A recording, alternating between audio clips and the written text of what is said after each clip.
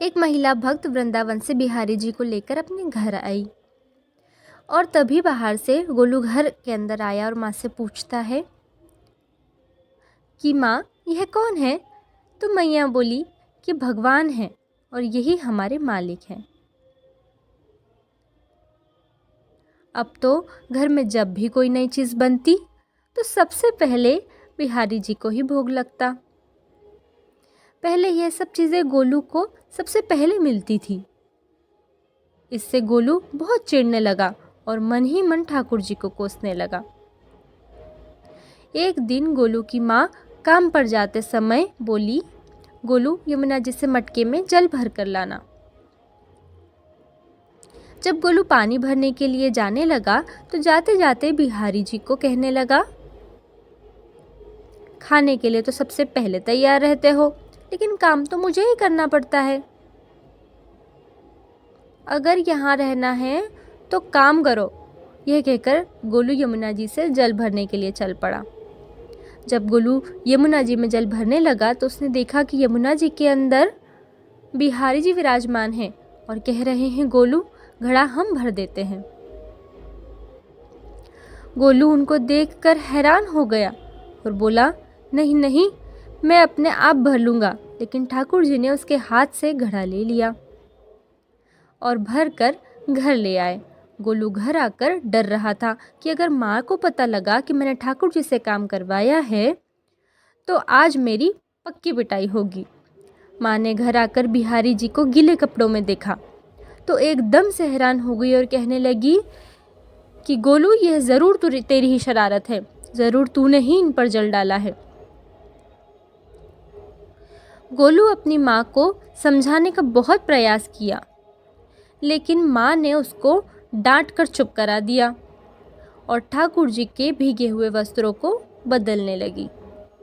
अगले दिन जब माँ गोलू को अनाज पिसवाने का काम दिया तो बिहारी जी फिर अनाज का कनस्तर ले आए और माँ को ठाकुर जी के वस्त्रों के ऊपर सूखा हुआ आटा पड़ा मिला। तो माँ ने फिर गोलू को डांटा कि तुझे पता नहीं कि ये हमारे भगवान हैं और तू भगवान के साथ शरारत करता है। आज तूने फिर इनके ऊपर। तो गोलू ने शपथ लेकर कहने लगा कि नहीं माँ, मैंने कोई शरारत नहीं की। यह तो मेरे ही हाथ से गेहूं का कनस्तर लेकर खुद पिसवा कर ले आए हैं। गोलू की माँ आज बहुत गुस्सा हुई।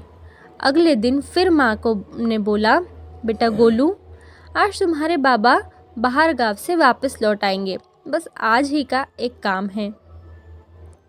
तुम जंगल से थोड़ी सी लकड़ियाँ ले आना।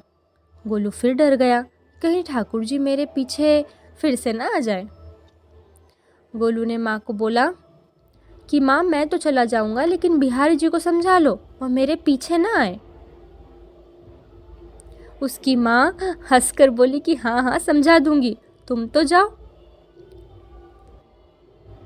गोलू जल्दी जल्दी लकड़ियाँ लेने जंगल में चला गया और माँ काम पर चली गई। लेकिन उस दिन माँ काम से जल्दी वापस आ गई और देखा कि बिहारी जी अपनी चौकी पर विराजमान नहीं है। वह तो एकदम से घबरा गई कि कहीं गोलू की शरारत तो नहीं। वह भागी भागी जंगल की तरफ गई। तभी उसने देखा कि गोलू के साथ एक इंसान लकड़ियों को लेकर घर आ रहा है।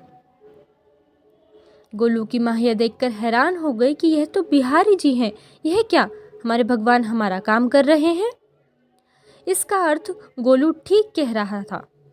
वह जल्दी जल्दी भागकर ठाकुर जी के पास गई और लकड़ी उनके हाथ से लेते हुए उनके चरणों में गिर गई। रोती हुई बोली कि हे बिहारी जी, यह आप क्या कर रहे हैं? मुझ गरीब का काम क्यों कर रहे हैं?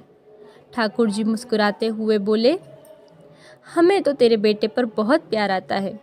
सब लोग हमें भगवान समझते हैं, लेकिन एक तेरा बेटा ही था जो हमको अपना मानता है। अपना मानकर वो हमें डांट भी देता था, हमारे साथ गुस्सा भी करता था, और जो हमें एक बार अपना मान लेता है तो हम उसके मान के लिए उसके ही हो जाते हैं।